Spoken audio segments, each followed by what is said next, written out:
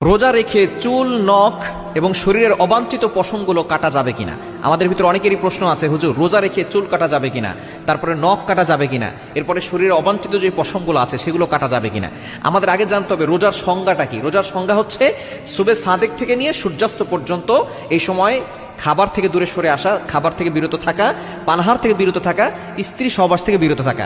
এটা করলে আপনার রোজা আদায় হয়ে যাবে। এখন রোজা রাখার সাথে এই যে চুল কাটা, তারপরে নখ কাটা, এগুলোর কোনো সম্পর্ক নাই। আপনি রোজা রেখে এগুলো কাটতে পারবেন, কোনো সমস্যা নাই।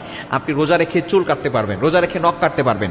এবং অবাঞ্ছিত যে পশমগুলো আছে এগুলো কিন্তু 40 দিনের বেশি রাখা ঠিক নয়। আপনার নামাজ, রোজা এগুলো কিন্তু আল্লাহর কাছে গ্রান্টেড হবে না, অ্যাকসেপ্ট আল্লাহ তাআলা করবেন না যদি আপনার শরীরের অবাঞ্ছিত পশমগুলো বড় হয়ে যায়। আমরা অনেকেই দেখা যাচ্ছে উপর দিক দিয়ে ফিটফাট থাকি আর ভিতর দিক দিয়ে সতর্ক থাকি। ভিতর দিক দিয়ে আপনাকে সঠিকভাবে থাকতে হবে।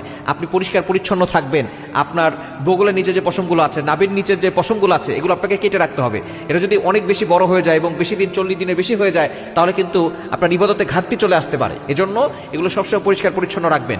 আপনি রোজা রেখে চুল কাটতে পারবেন, রোজা রেখে আপনি আপনার যেই পশমগুলো আছে, অবাঞ্ছিত পশমগুলো, শরীরের অবাঞ্ছিত পশমগুলো কাটতে পারবেন, নখ কাটতে পারবেন। এই যে রোজার কোনো সমস্যা হবে না। তবে অবশ্যই আমাদেরকে চিন্তা করতে হবে, শুধু আমরা পেটের রোজা রাখি, আমরা কিন্তু মুখের রোজা রাখি না। অনেকে চোখের রোজা রাখি না।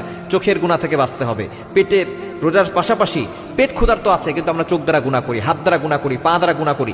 এই গুনাহ থেকে আমাদেরকে দূরে সরে আসতে হবে। তাহলে এই রোজা আমাদেরকে জান্নাত পর্যন্ত পৌঁছে দিবে।